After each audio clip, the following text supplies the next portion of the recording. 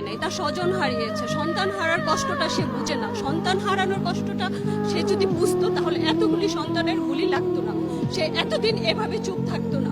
কারণ সন্তান যেভাবে আমরা লালন পালন করি, এত বছর পর্যন্ত তৈরি করি, এই সন্তানদেরকে এত অবজ্ঞা, এত অবহেলা, এটা আমাদের খুবই কষ্ট দেয়।